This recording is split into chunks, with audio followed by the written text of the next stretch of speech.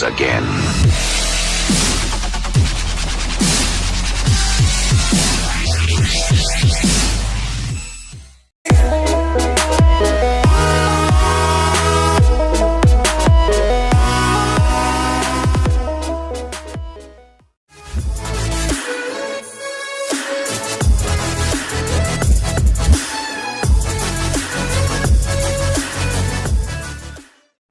Assalamualaikum warahmatullahi wabarakatuh. Halo semuanya, perkenalkan nama saya Messi Wulandari dari kelas 1A dengan NIM P37324220021. Saya mahasiswa Politeknik Kesehatan Kemenkes Jakarta 3, Prodi D3 Kebidanan. Baik, di sini saya akan menjelaskan tentang antibiotik. Nah, di sini antibiotik sendiri berasal dari bahasa Yunani, artinya lawan atau bios, hidup. Kemudian, antibiotik adalah kelompok obat yang digunakan untuk mengatasi dan mencegah infeksi bakteri. Obat ini bekerja dengan cara membunuh dan menghentikan bakteri berkembang biak di dalam tubuh. Antibiotik tidak dapat digunakan untuk mengatasi infeksi akibat virus seperti flu. Baik, kemudian di sini ada penggolongan antibiotik berdasarkan struktur kimia. Di golongan pertama di sini ada aminoglikosida. Contoh antibiotiknya seperti amikasin, dibekasin, getamisin, kanamisin, neomisin, netilmisin, paranomisin, sitosimisin, streptomisin, dan tobaramisin. Kemudian golongan yang kedua itu beta-laktam. Antibiotiknya itu seperti golongan karbapenem, seperti etapenem, impemenem, merotopenem, golongan cephalosporin, cefalexin, cefazolin, cefuroxim, cefadroxlin, cefatazidime. Golongan beta-laktam monosiklik, dan golongan penisilin, yaitu penisilin amoksisilin. Kemudian golongan yang kedua, yaitu glikopeptida. Antibiotiknya seperti vancomycin, teicoplanin, rahmoplanin, dan dekaplanin. Kemudian golongan yang keempat yaitu polipeptida. Antibiotiknya seperti golongan makrolida, yaitu eritromisin, azitromisin, klaritromisin, roksitromisin. Kemudian golongan ketolida, telitromisin, golongan tetrasiklin yaitu seperti doxycycline, oxytetrasiklin, dan kloretetrasiklin. Kemudian yang kelima, polimixin. Antibiotiknya seperti flolamixin dan colistin. Kemudian yang keenam di sini ada kinolon atau fluorokinolon. Contoh antibiotiknya asam nalidikstat, ciprofloxacin, ofloxacin, drofloxacin, levofloxacin, dan trofloxacin. Kemudian di sini golongan yang ketujuh yaitu streptogramin. Contoh antibiotiknya pristinamycin, virginamycin, micamycin, dan quinupristin dan lopristin. Kemudian di sini ada yang kedelapan yaitu oxazolidinone atau contoh antibiotiknya linezolid dan AZD2563. Kemudian di sini ada yang ke-9, sulfonamida. Contoh antibiotiknya cotrimoxazol dan trimethoprim. Contoh yang ke-10, golongan antibiotik lain yang penting. Contoh antibiotiknya chlorphenicol, clindamycin, dan asam fusidat. Kemudian di sini ada penggolongan berdasarkan mekanisme kerjanya. Yang pertama, mekanisme kerja menghambat sintesis dinding sel. Sintesanya terganggu sehingga dinding menjadi kurang sempurna. Contoh antibiotiknya penisilin, cephalosporin, karbapenem, basisterasin, vancomycin. Kemudian kedua, mekanisme kerjanya mengganggu permeabilitas membran sel molekul lipoprotein dan membran plasma atau di dalam dinding sel, diganggu sintesanya hingga menjadi lebih permeable. Contoh antibiotiknya polymyxin. Kemudian yang ketiga, mekanisme kerjanya menghambat sintesis protein sel. Contoh antibiotiknya aminoglikosida, makrolid, tetrasiklin, chlorphenicol, clindamycin. Kemudian di sini ada yang keempat, mekanisme kerjanya menghambat sintesis asam nukleat sel pada DNA dan RNA. Contoh antibiotiknya quinolone, nitrofurantoin, dan rifampicin. Kemudian di sini ada antibiotika pada kehamilan. Yang pertama yaitu infeksi merupakan penyebab utama kematian prematur pada bayi. Yang kedua, pemberian obat-obatan antibiotik kepada ibu hamil dengan ketuban pecah dini dapat memperlambat kelahiran dan menurunkan insiden infeksi. Antibiotik pada kehamilan, umumnya penisilin dan cefalosporin dianggap sebagai preparat pilihan pertama pada kehamilan. Digunakan untuk mengobati infeksi atau sebagai profilaksis. Contoh, pada kasus pecah ketuban spontan yang lebih dari 24 jam atau pada seksio sesari segmen bawah. Kemudian mekanisme kerja antibiotik. Berdasarkan mekanisme kerjanya, antibiotik dibagi dalam 5 kelompok, yaitu yang pertama yang menghambat sintesis dinding sel mikroba, termasuk di sini adalah penisilin, cefalosporin, cefamisin. Kemudian yang kedua yang menghambat sintesis protein sel mikroba, termasuk di sini adalah streptomisin, neomycin, kanamisin, getamisin, tobramycin, amikasin, etilmisin, eritromisin, likomisin, klidamisin, klorafenikol, tetrasiklin, yang terakhir yaitu spektinomisin. Kemudian yang ketiga yang menghambat sintesis atau merusak asam nukleat sel mikroba, termasuk di sini adalah streptomisin, neomycin, kanamisin, getamisin, tobramycin, amikasin, etilmisin, eritromisin, likomisin, klidamisin, klorafenikol, tetrasiklin, yang terakhir yaitu spektinomisin. Kemudian yang ketiga, yang menghambat sintesis atau merusak asam nukleat sel mikroba, termasuk di sini adalah rifamisin, actinomycin D, yang terakhir yaitu quinolone. Kemudian yang keempat, yang merusak keutuhan membran sel mikroba, termasuk di sini adalah polimiskin B, colistin, amphoterisin B, nistatin. Kemudian yang kelima, yang mengganggu metabolisme sel mikroba, termasuk di sini adalah sulfonamid, trimetoprim, PAS, dan INH. Kemudian di sini ada contoh antibiotik dan aplikasi pengobatannya. Yang pertama yaitu penisilin. Penisilin digunakan untuk banyak kondisi akibat adanya infeksi bakteri. Beberapa di antaranya adalah infeksi Streptococcus, meningitis, gonorrhea, faringitis, dan juga untuk mencegah endokarditis, terutama pada penderita atau memiliki riwayat gangguan ginjal. Akan lebih baik penggunaan penisilin melalui anjuran dan pengawasan dokter. Penisilin tersedia dalam berbagai bentuk seperti kaplet, sirup, kering, dan suntikan. Masing-masing bentuk obat dapat digunakan untuk kondisi yang berbeda.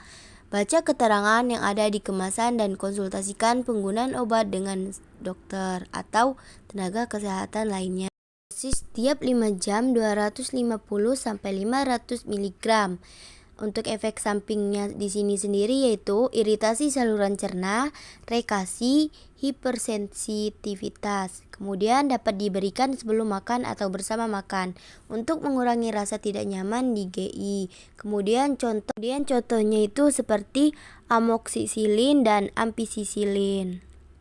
Kemudian yang kedua itu cefalosporin. Cefalosporin tersedia dalam bentuk suntik, tablet, dan sirap kering. Konsultasikan dengan dokter terkait cara penggunaan obat. Karena beda untuk obat dapat berbeda pula kondisi yang ditangani. Beberapa kondisi yang diobati menggunakan cefalosporin diantaranya adalah infeksi tulang, otitis media, infeksi kulit, dan infeksi saluran kemih. Obat ini berpotensi menimbulkan efek samping berupa sakit kepala, nyeri pada dada, bahkan syok. Penggunaan efek cefalosporin harus dengan anjuran dan pengawasan seorang dokter. Di sini ada contohnya generasi 1, cefadoroxil. Untuk dosisnya 1-2 gram dalam sekali dosis atau 2 dosis terbagi.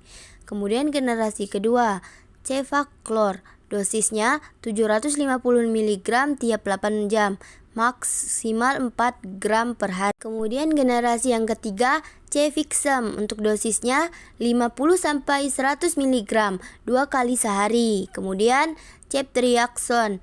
Dosisnya 1-2 gram 1 kali sehari.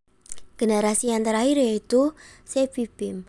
500 mg sampai 1 gram IM sampai 4 tiap kali 12 jam. Kemudian di sini ada aminoglikosida. Aminoglikosida adalah obat yang bisa digunakan untuk mengatasi banyak penyakit infeksi bakteri seperti otitis eksterna, infeksi kulit, dan peritonitis. Penggunaan aminoglikosida harus dengan anjuran serta pengawasan dokter karena obat ini berpotensi menimbulkan efek samping berupa gangguan kesadaran. Aminoglikosida tersedia dalam banyak bentuk, diantaranya adalah salep, tetes mata, dan suntik. Masing-masing bentuk obat dapat diresepkan untuk kondisi yang berbeda. Sebelum menggunakan obat, pasien disarankan untuk membaca keterangan cara penggunaan yang ada di kemasan obat. Kemudian indikasinya, stereotromisin dan kenamisin digunakan untuk tuberkulosa, pes, tularemia atau IM. Ketamisin digunakan untuk spesies dan pneumonia yang resisten terhadap obat-obatan lain atau IM, meningitis atau intrateknal, dan tobramycin untuk pseudomonas. Kemudian ketamisin, tobramycin, feratamystin, dan neonomycin digunakan secara topikal.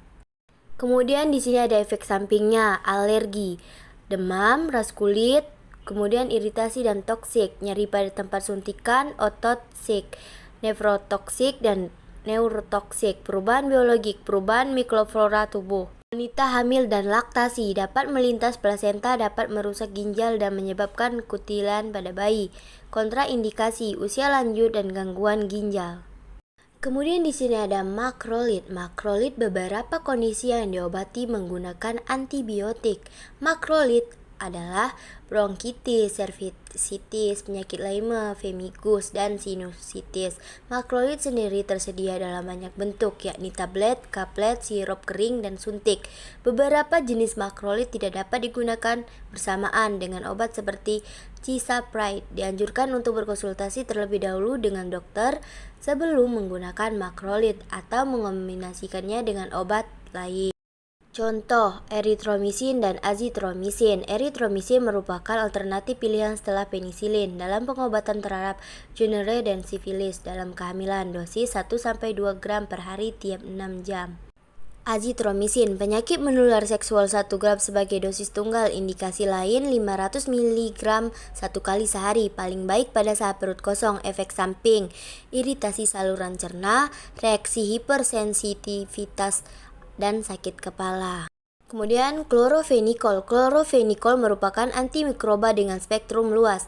Klorofenikol umumnya bersifat bakteriolitas terhadap Enterobacter dan Staphylococcus aureus, bakterisid terhadap Streptococcus dan Neisseria meningitidis H. influenza. Dosis tipus permulaan 1-2 gram palamintat, lalu 4DD 500-750 mg, PC meningitis IV 4DD 500-1500 mg suknitat. Indikasi digunakan untuk demam, tifoid, meningitis, influenza, infeksi anaerob, dan khususnya abses otak. Kontraindikasi, neonatus, pasien dengan gangguan hati hipersensitif, efek samping gangguan GIT, mual, muntah, diare, gangguan sumsum tulang, anemia aplastik irreversibel, gangguan pembentukan sel-sel darah reversibel. Di sini ada emesis, mual dan muntah. Mual merupakan sensasi tidak nyaman di area perut yang biasanya muncul sebelum muntah. Sedangkan muntah diartikan sebagai pengeluaran isi saluran pencernaan melalui mulut secara aktif karena adanya kontraksi otot perut, dada, dan saluran pencernaan. Mekanisme mual dan muntah. Yang pertama, area ini kaya akan berbagai reseptor neurotransmitter menurut Pazur 2001. Contoh dari reseptor-reseptor tersebut antara lain reseptor kolinergik dan histamin, dopaminergik, opiate, serotonin, neurokinin, dan benzodiazepine. Kemudian agen kemoterapi metabolita atau komponen emetik lain menyebabkan proses muntah melalui salah satu atau lebih dari reseptor tersebut menurut Dipiro dan Taylor 2005. Kemudian mekanisme mual dan muntah. Refleks yang menyebabkan muntah disebabkan oleh stimulasi dari reseptor pada CNS dan atau gastrointestinal. Area reseptor ini mengirim pesan pada pusat muntah pada medula yang kemudian berkoordinasi dengan aksi muntah. Menurut Pazur 2001, muntah yang didiskusikan oleh berbagai zat kimia, obat sistostatik, dan radiasi diperantai melalui CTZ, Zain 1997, C. Mort receptors. Kemudian trigger zone (CTZ) juga berlokasi di medula, berperan sebagai chemosensor dan diarahkan pada darah dan CSF. Baik, di sini ada penggolongan obat antiemetik. Yang pertama antagonis serotonin 5-HT3, yang kedua kortikosteroid, yang ketiga antagonis reseptor neurokinin NK1 antagonis, yang keempat fenozone, thiazenes, dan butyrophenolnes, yang kelima substitut benzamides, yang kemudian yang keenam H1 antihistamines dan anticholinergic drugs, yang ketujuh benzodiazepines, yang kedelapan cannabinoids. Kemudian di sini ada contoh obat-obatan yang digunakan dalam kehamilan. Yang pertama, domperidone, metoclopramide HCl, promethazine, pratehazine, theosolate, dan pyridoxine HCl, dan yang terakhir yaitu ondansetron. Kemudian di sini ada contoh yang pertama yaitu antagonis serotonin 5-HT3, efek antiemetik dimensi melalui blokade reseptor 5-HT3 pada pusat muntah dan blokade reseptor 5-HT3 preper pada eksteristik intestinal, vagal, dan syaraf aferens spinal. Efek terbatas pada muntah yang disebabkan stimulasi vagal atau postoperatif dan komoteratif. Efek lemah pada stimulasi muntah lainnya yaitu motion sickness. Contoh obatnya seperti ondansetron, granisetron, dolasetron, tropistetron, dan polosetron. Efek sampingnya di sini yaitu sakit kepala, konstipasi, tidak ada interaksi obat yang signifikan. Contoh obat yang kedua yaitu corticosteroids. Contoh obat dexamethasone, methylprednisolone. Mekanisme tidak diketahui, meningkatkan efikasi antagonis 5-HT3, mencegah mual dan muntah pasien komoterapi. Penggunaan klinik umumnya dexamethasone 8-20 mg IV. Sebelum komoterapi dilanjutkan 8 mg per oral selama 2-4 hari. Dan yang ketiga yaitu antagonis reseptor neurokinin atau NK1. Mekanisme menghambat reseptor neurokinin 1 di area posterema. Contoh obat aprepitat oral itu sangat selektif pada reseptor NK1. Yang kedua itu posaprepitan atau IV, dikonversi menjadi aprepitan. Farmakokinetik, bioavailabilitas aprepitan 65%, T1/2 12 jam. Dia metabolisme di hati. Kemudian di sini ada substitut benzamides. Contoh obat metoclopramide dan trimethylbenzamide. Mekanismenya blokade reseptor dopamine. Penggunaannya metoclopramide 10-20 mg oral IV tiap 6 jam. Trimethylbenzamide 300 mg oral atau 200 mg IM. Dan efek sampingnya di sini yaitu ekstrapiramidal. Contoh obat yaitu H1 antihistamines dan anticholinergic drugs. Efek samping dizziness, senation, confusion, dry mouth, cycloplegia, dan urinary retention. Contoh obat diphenhydramine, dimethyltryptamine, methylation, atau efek anticholinergic dan sedasi rendah. Penggunaan pencegahan motion sickness, vertigo yang disebabkan disfungsi labirin telinga. Dan di sini ada benzodiazepines. Contoh obat lorazepam dan diazepam. Penggunaan sebelum kemoterapi untuk mencegah muntah yang disebabkan ansietas. Dan di sini ada cannabinoids, dronabinol atau tetranidrocannabinol atau THC merupakan kandungan kimia utama ganja.